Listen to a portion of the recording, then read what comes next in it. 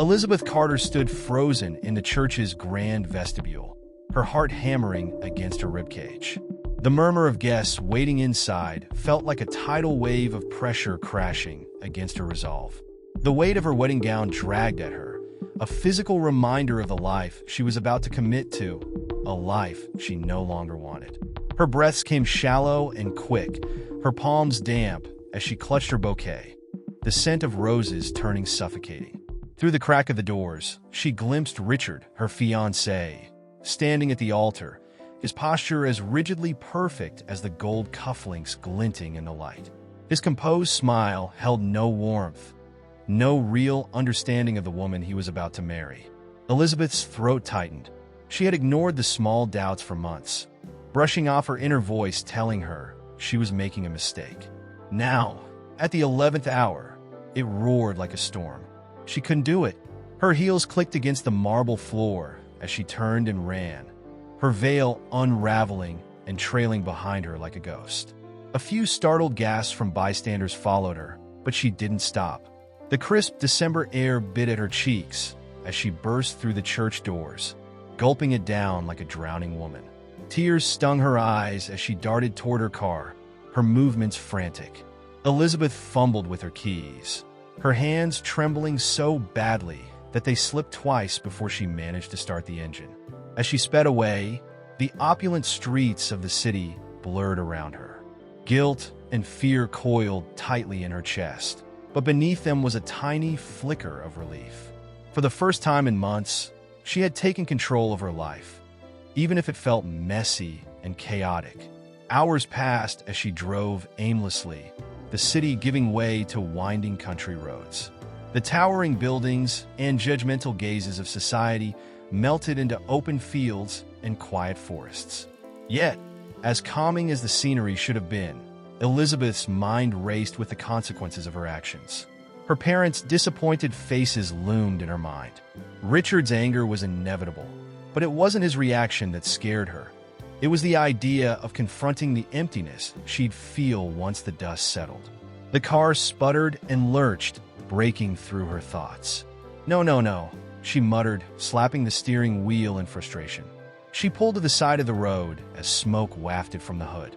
Rain began to drizzle, soft at first, then heavier as she stepped out, her satin heels sinking into the muddy shoulder. Shivering, she wrapped her arms around herself and peered down the desolate road. No passing cars, no lights, no signs of civilization. The world felt as empty as her thoughts. As the rain drenched her gown and chilled her to the bone, Elizabeth caught sight of a gate partially hidden by overgrown vines. Beyond it loomed the outline of a grand estate. The stone walls of the house stood stark against the gray sky, almost foreboding in their solitude. With no better option, she pushed the gate open and trudged up the gravel path, her shoes squelching with every step. When she reached the heavy oak door, she hesitated. Her hand hovered over the knocker, doubt creeping in. What kind of person would welcome a soaking, wet runaway bride with no explanation? Still, desperation won out, and she rapped 3 times, her heart pounding in sync with the sound. The door creaked open, and there he stood, a tall man with sharp features and an expression that suggested she'd just interrupted something important. His dark eyes assessed her with a mixture of annoyance and curiosity. For a moment, neither of them spoke, the sound of rain filling the tense silence. Finally, his deep voice broke the stillness. "Are you lost?" Elizabeth's voice wavered. "My car broke down." She swallowed hard. "I didn't know where else to go." The man, Alexander Sterling, though she didn't know his name yet, arched a brow. He looked as though he might turn her away, but then his gaze softened, just slightly. "Come inside before you freeze," he said gruffly, stepping aside to let her in. The warmth of the house enveloped her immediately, but the man's piercing gaze reminded her that she was an uninvited guest. She glanced around, taking in the high ceilings and the faint scent of wood smoke, but her nerves wouldn't let her appreciate the grandeur. Before she could offer any explanation, he spoke again. "You can stay the night," he said, his tone leaving no room for argument. "But just one night." Elizabeth nodded, grateful yet unnerved by his stoicism. As he disappeared into another room, she sank into a nearby chair, her dress pooling around her. Exhaustion weighed on her, but so did the realization that she had no idea what came next. The soft glow of dawn filtered through heavy curtains as Elizabeth stirred awake. For a moment, disoriented, she thought she was back in the bridal suite, surrounded by silk and lace. But the unfamiliar weight of the blanket over her shoulders and the faint crackle of a distant fire quickly reminded her she was far from home, and even farther from the life she had left behind. The room was vast, yet oddly sparse, with ornate furniture that bore the wear of time. The muted tones of the wallpaper and the lingering scent of aged wood lent the space a melancholic air. Elizabeth swung her legs over the side of the bed, her bare feet touching the cool wooden floor. The weight of her decision to run still clung to her, pressing against her chest. The faint sound of voices in the hallway drew her attention. She hesitated before opening the door, unsure of the reception she would face. Her gown, still damp from the night before, clung to her uncomfortably, but she had no other clothes. With an awkward attempt to smooth the fabric, she stepped out.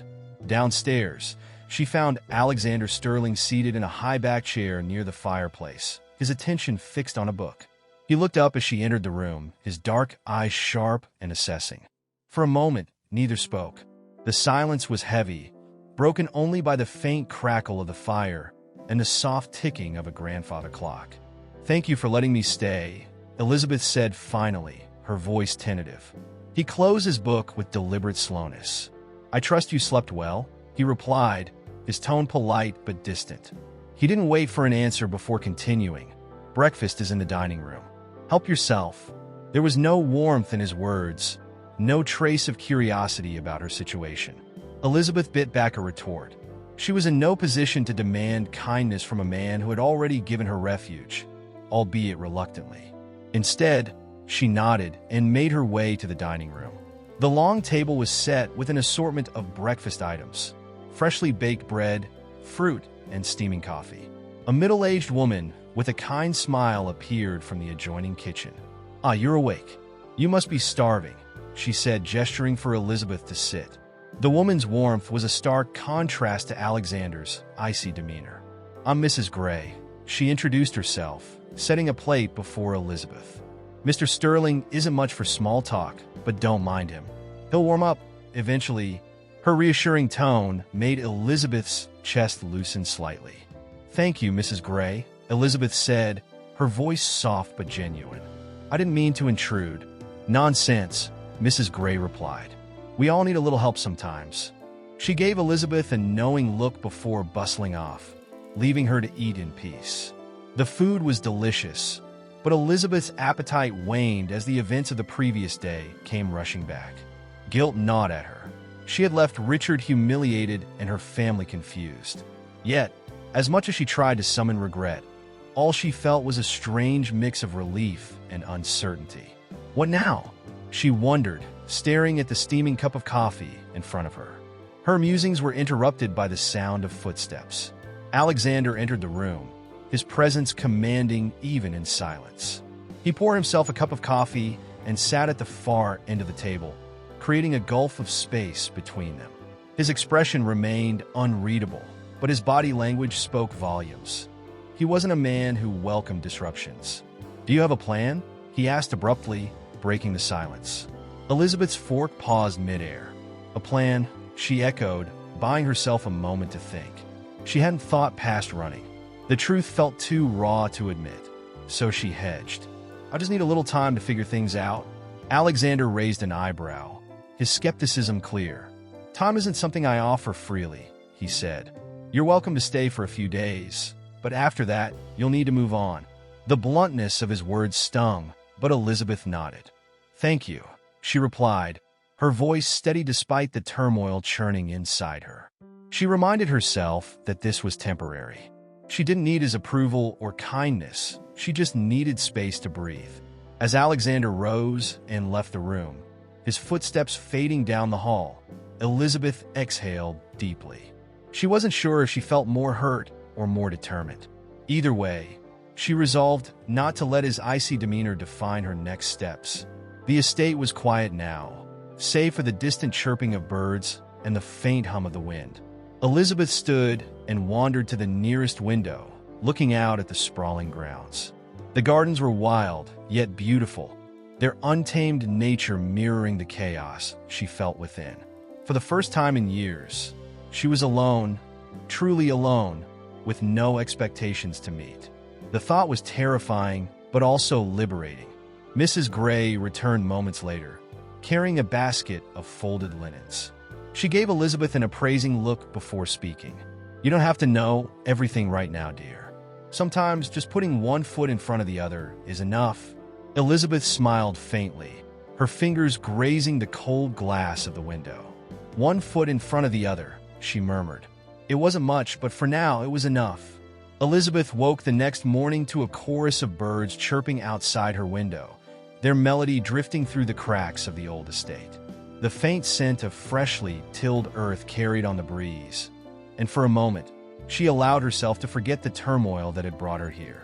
The unfamiliar quiet of the countryside was a balm to her restless thoughts, though it also highlighted the emptiness she felt inside.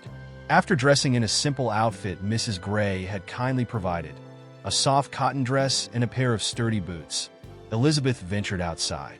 The estate's grounds stretched endlessly in every direction, a blend of wild beauty and meticulous care. Roses climbed trellises that lined the garden's perimeter, while wildflowers peeked through the grass like hidden gems. It was a place that felt untouched by the world she had fled, and yet, somehow, it seemed to understand her. "Lovely, isn't it?" Mrs. Gray's voice called from behind her. The housekeeper stood with a basket of gardening tools, her hands weathered but capable. "Care to join me?" "These roses don't prune themselves."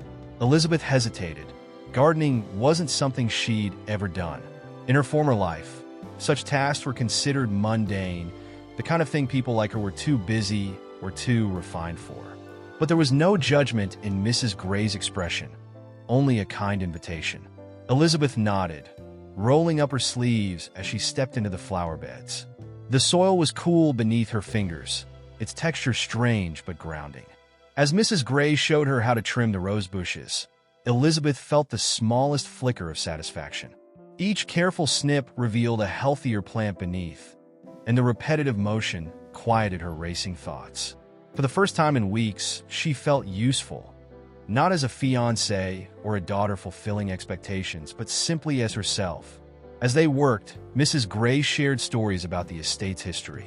"This garden was Mr. Sterling's wife's pride and joy," she said softly, her eyes lingering on a patch of lavender. "She planted these herself. After she passed, she trailed off, her words heavy with unspoken pain." Elizabeth glanced toward the grand house, wondering what kind of loss could drive a man to lock himself away. Later that afternoon, Elizabeth found herself wandering into the gardener's shed, drawn by the faint scent of old wood and the sunlit dust that floated in the air. On a cluttered table near the back, she noticed a stack of worn sketchbooks. Curiosity piqued. She flipped one open and gasped softly. Inside were sketches of the estate, its winding paths, the glimmering lake, and the sweeping arches of the mansion. The drawings were raw but beautiful, each stroke infused with life. The weight of the pencil in her hand felt familiar, almost electric, as if a part of her had been waiting for this moment. Elizabeth couldn't remember the last time she had drawn. It had been a love she'd nurtured in secret during her teenage years, only to abandon when the responsibilities of adulthood consumed her. Now, with the estate as her muse, she began to sketch. Her hand moved tentatively at first, then with growing confidence as the image of a rose bush took shape on the page. When she looked up, the sun was lower in the sky, its golden light spilling through the shed's window. Hours had passed, yet it felt like mere minutes. For the first time in years, she felt like herself, untethered from the expectations of others and free to create something purely her own. As she walked back to the house, sketchbook in hand, she nearly collided with Alexander. He stood in the doorway, his expression unreadable as he glanced at the book she carried. "You found those," he said, his voice quieter than she had ever heard it. "I hope you don't mind," Elizabeth replied, unsure if she had crossed a boundary. "I used to draw. It's been a long time." His gaze lingered on her for a moment before he nodded. "They were my wife's. She was the artist. I never quite had the talent." Elizabeth felt the weight of his words, the vulnerability behind them. "They're beautiful," she said simply. She must have loved this place.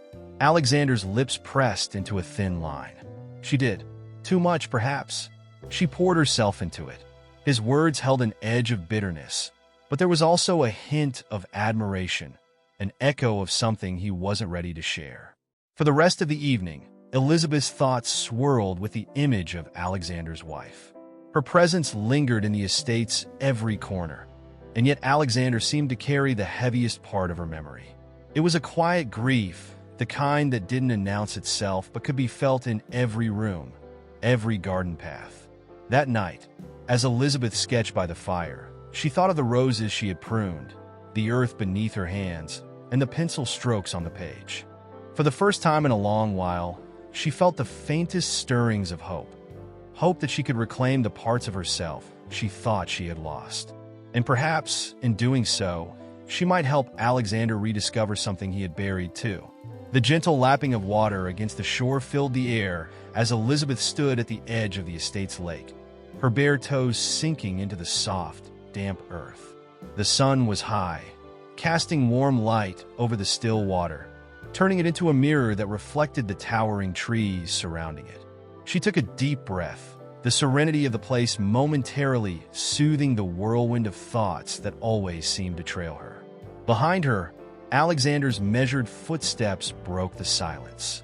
She turned, startled, to see him carrying 2 fishing rods, their polished wood gleaming in the sunlight.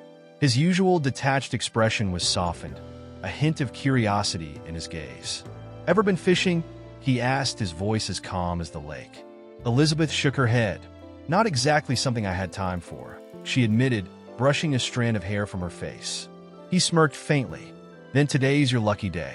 It's not as difficult as people think." Reluctantly, she followed him to the water's edge. He handed her a rod and began showing her how to cast a line. His movements were precise and deliberate, each action accompanied by a quiet explanation. "You have to feel the rhythm," he said, standing behind her to adjust her grip on the rod. His hands were warm, steadying hers as he guided her motion. For a brief moment, she was acutely aware of his presence, the closeness, the quiet confidence he exuded. When she finally cast the line on her own, it landed with a satisfying plop in the water. A small laugh escaped her lips, surprising even herself. "Not bad," Alexander remarked, a flicker of amusement crossing his face. As they waited for a bite, the silence between them felt different, less strained, more companionable. Elizabeth stole a glance at him. He looked at ease here, in the open air, away from the confines of the house. The harshness that so often marked his features seemed to melt in the golden sunlight.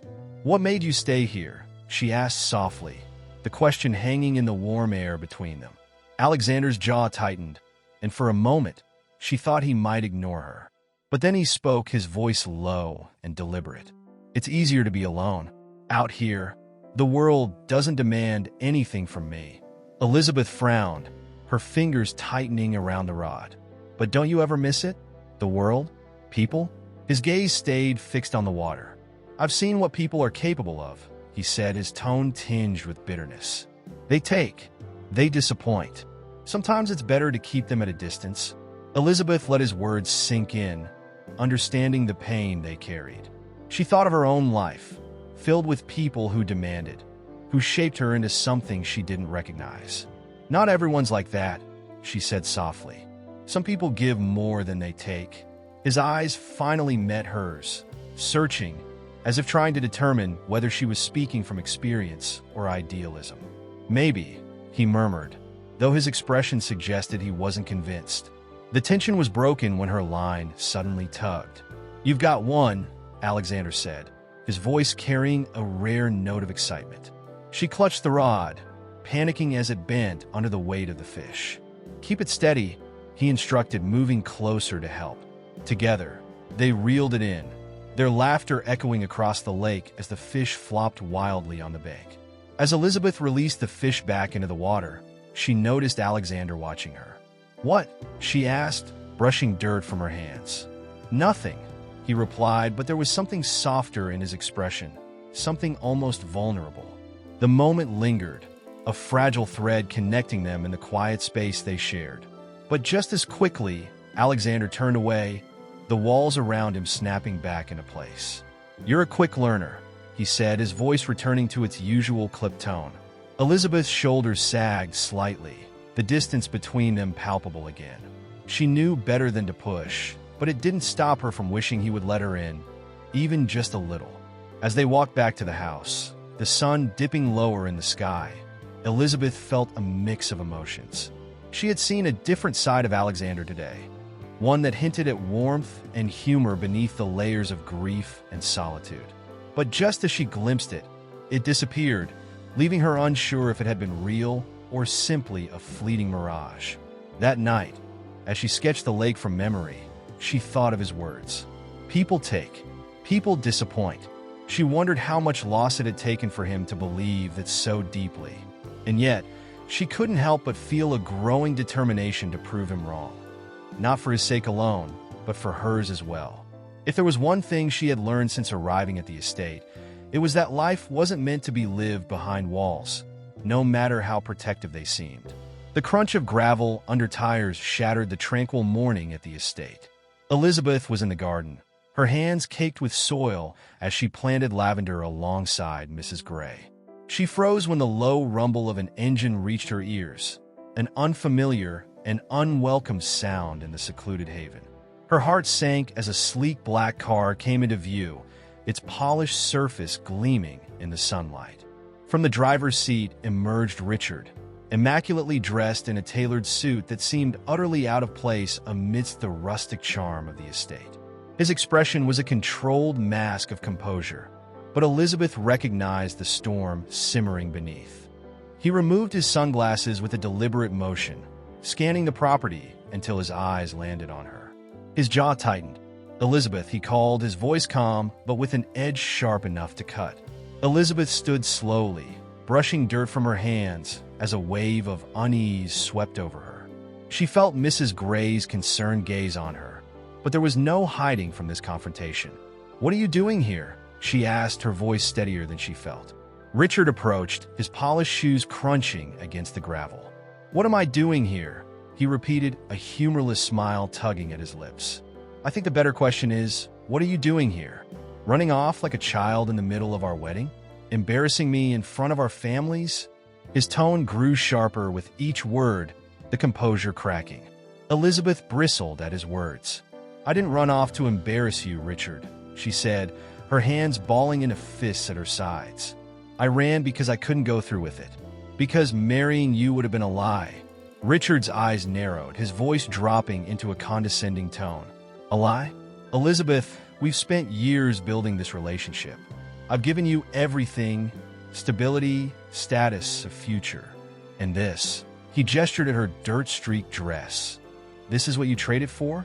Hiding away in the middle of nowhere like some." "That's enough," a new voice interrupted, firm and unwavering. Both turned to see Alexander standing on the porch, his presence commanding and unmistakable. His dark eyes were locked on Richard, his expression a perfect blend of calm and steel. He descended the steps slowly, his movements deliberate, as if every step was meant to assert his authority. "And who are you?" Richard asked, his tone dripping with disdain as he sized up Alexander. "Some kind of caretaker?" Alexander's lip twitched in what might have been a smirk. "I own the estate," he replied evenly, his voice steady. "And I don't appreciate your tone." Richard's jaw tightened, his confidence faltering for a moment. "Well, then perhaps you'll understand why I'm here. Elizabeth belongs with me. We've had a misunderstanding, but we'll resolve it privately." Elizabeth's stomach churned at the way Richard dismissed her, as though she were a piece of property to be retrieved. Before she could respond, Alexander stepped closer, his towering presence forcing Richard to look up. "She doesn't belong to anyone," Alexander said, his voice calm, but carrying an undeniable weight. Elizabeth is here because she chose to be. And if she wants to leave, she will. But that decision is hers, not yours. Richard's face darkened, a flush creeping up his neck. This is none of your business, he snapped. It became my business the moment you showed up uninvited, Alexander countered, his voice like steel. You're done here? Elizabeth stared at Alexander, a mix of gratitude and awe flooding her chest. No one had ever spoken up for her like that before. Richard's eyes darted between them, realization dawning on his face. I see what's going on here, he said, his tone low and venomous. You've already replaced me. That didn't take long. Elizabeth stepped forward, her voice rising with anger. Don't you dare twist this into something it's not, Richard. This isn't about Alexander or anyone else. It's about me finally deciding to live my life on my terms. Richard's gaze burned with fury, but for the first time, he seemed at a loss for words. He took a step back, his jaw clenched tightly. Fine, he said through gritted teeth.